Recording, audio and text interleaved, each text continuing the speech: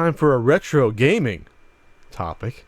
Boy, is my smile ear to ear. Yeah, this is pretty good. Is this something I've not been talking about for years? We've both been talking about the possibility of this coming to light. And it fucking happened. And it happened. It's been confirmed via my favorite website, Nintendo Age, on the forums. Not Atari Age.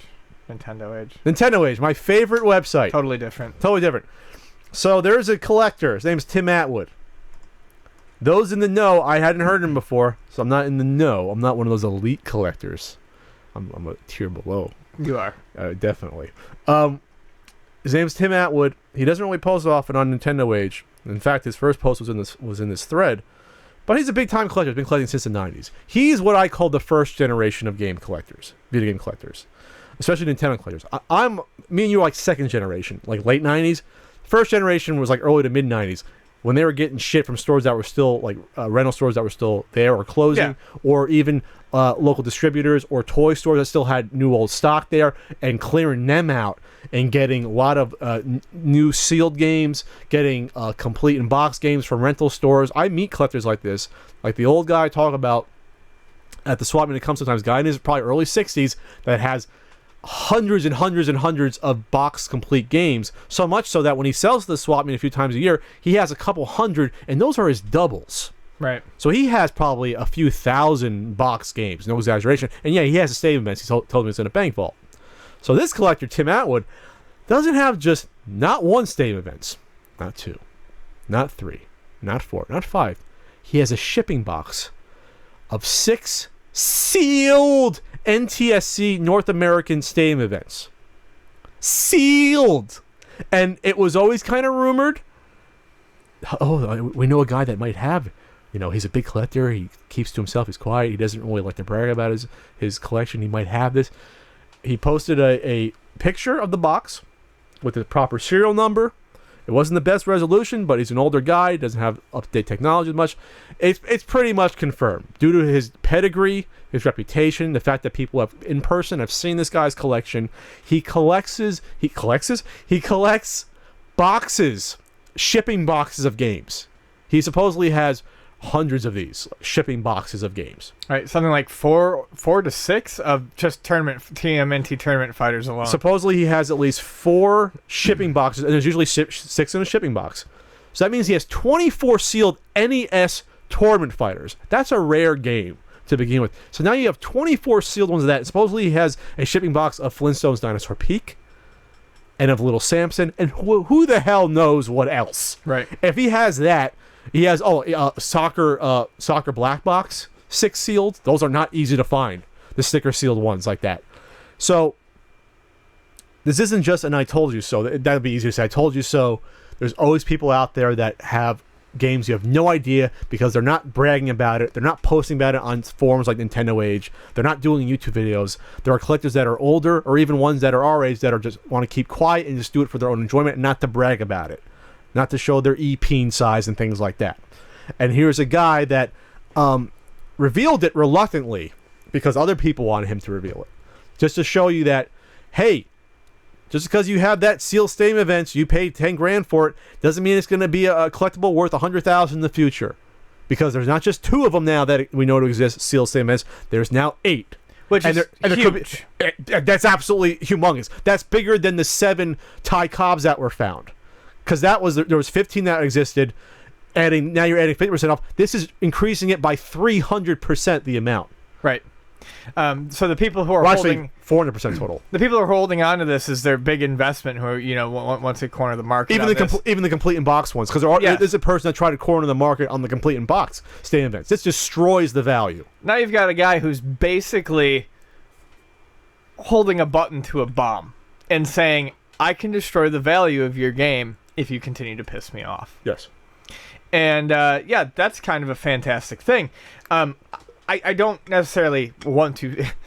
I don't want to sound mean here, but I'm sorry. We've talked about this before. Video games should not be an investment. If you're going to treat them as an investment, like stocks, and you're going to be a fucking cock about it, you deserve to have this sort of thing brought up to you, because this is going to scare these people whether or not they admit to it scaring them. Suddenly, their precious little thing that they're going to lord above everyone else isn't so unique anymore. No, it's not. And you can even say, well, he's not selling them right now, so it doesn't affect the value. Oh, no. It's psychological. Yes. It's every potential buyer going forward has to now realize that if he sees a Stadium Events sealed come up, he now knows that there's not just a couple of them, and that's his only opportunity. There's 6 more waiting. At least 6 more. 6 more that we know about. Not that he has a shipping box, but if he has a shipping box, there could be someone else that has one, or at least a few laying around. We've always said that. In a warehouse somewhere, or private collections. And here's the proof of it right here. And this isn't just for Stadium Events. 24 sealed Tournament Fighters destroys that market. Yep. 6 damages that, but 24 obliterates that market. Because that's not a game that, to begin with, was going to come close to Stadium Events. Say a sealed Tournament Fighters is worth, I don't know, top of my head, $400, $500. You add 24 more to the potential buying market that's going to get into that. That market's gone. And just so people realize why this has such a huge impact, there is not a huge base of sealed collectors to begin with. No, there isn't. So when you talk about 24, you have to realize that that's a huge number for something that has such a small base. You know, people who are going for a complete sealed set or something like that. You know, this destroys it. But when you talk about adding 6 to a game that a sealed one can go, I don't know, what'll last one go for 20 grand? Try to get 30 for it. You add 6 to that? It's no longer then you have to buy mine because mine's the only one. Now it's, well, maybe I can make a deal with this guy. Or maybe 20 years from now, maybe he gets out of it. God forbid he passes away. Those games go on the market now. They're going to get out there eventually. Collectors who want to play long term now are just going to sit pretty and wait. And this isn't the first time this has happened to a very rare game. There's 2 big examples. Caltron 6-1. Caltron 6-1 happened about 4 or 5 years ago, where that was a game that went sealed $1,000. Yep. Easily. They found a truckload of them, then they went for $180. Yep. You can probably get one now for $200, $250. You know, they come up regularly. That was the story. The other big one was Akari Warriors for the 2600. Used to be a rare. Oh yeah. Used to be a rare game. You didn't see it at all. Didn't see it. 2600 or 7800.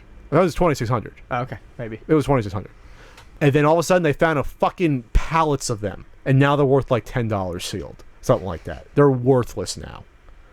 You know, just 2 examples right there, where you think you have something that's gold. But this isn't a Ty Cobb card that's 110 years old. These are games that are only 30 years old that could still exist in a warehouse or some toy store out in Idaho somewhere in the back room, or personal collections that are out there. And like you said, okay, so we consider this guy a Generation 1 Nintendo collector, right? He's a G1.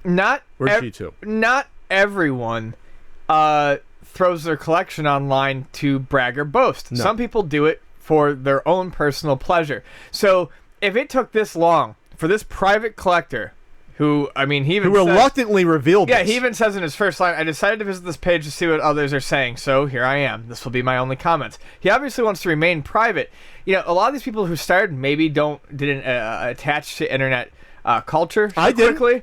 I mean, there's what we're saying is, who knows where he got it from? What he paid for? Does this guy, or does the person he got it from, have more? Are there other private collectors? I'm not saying recluses, but collectors who just don't feel the need to mingle with other collectors to validate their hobby, holding on to things like this. And not even just a shipping crate. Just 1 or 2 or 3 more in addition to this will continue to cause that price to plummet.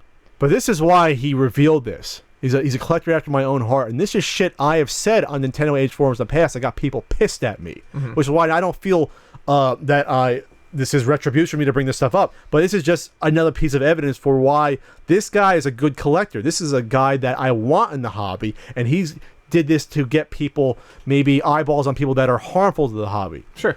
The reason he did this is his quotes from his one post.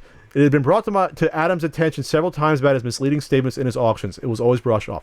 Now, Adam, his name is Rare Bucky. He's a notorious, big-time sealed collector and seller on eBay, who I believe tries to corner markets on games and gets multiple copies, then jacks the price up tremendously. And I guess Tim had seen this over years and had enough of this shit. Enough of seeing it. So he said, I saw Tom listed the 0. which I sold him several years earlier. I'm not sure who Tom is. Must be someone else. I sent him a message during a conversation. He let me know Adam and a couple others were interested in it. I made Tom an offer he couldn't refuse. Then I was watching some black box auctions and saw Adam win soccer, but that wasn't enough. He had to win the other black box games too, even though he had them already.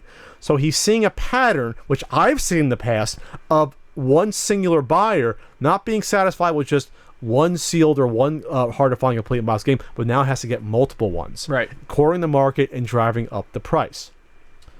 That was when I decided to sell some of my extras in response to seeing behavior like this. I listed Zero specifically, which I believe is the Kamikaze Squirrel Super Nintendo title that's hard to find.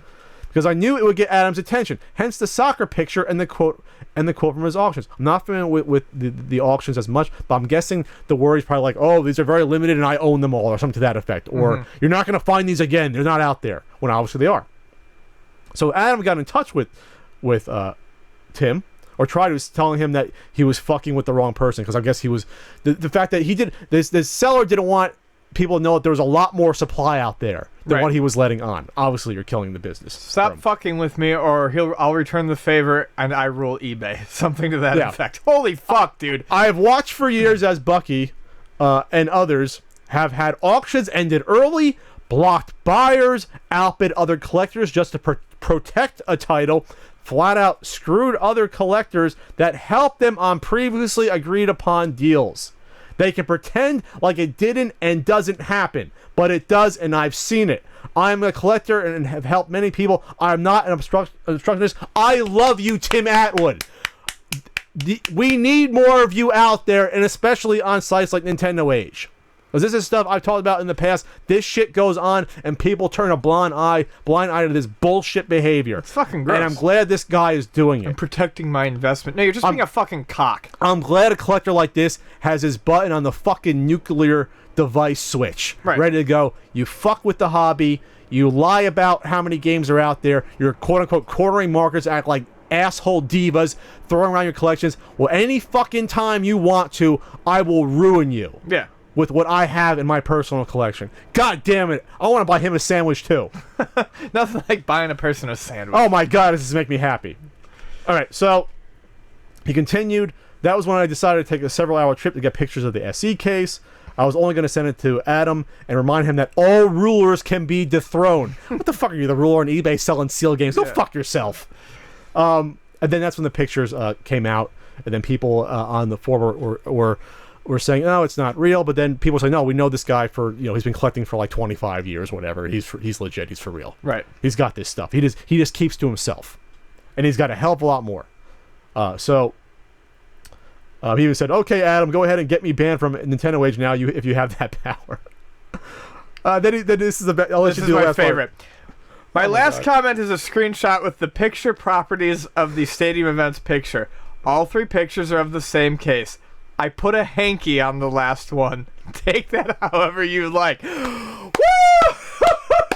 I love you, Tim. That is great shit right there. I'll never meet you, Tim, but thank you so much. That is some hot smut. God, that really almost gets me hard. I'm not going to lie. That's fantastic. Thank you for letting me know that there are collectors out there that want to call bullshit when people in the quote-unquote community take advantage, or are liars, or are deceptive, or backdoor deals and get away with it because people turn a blind eye, or corner markets on games, or put up deceptive listing on eBay, deceptive descriptions and headers.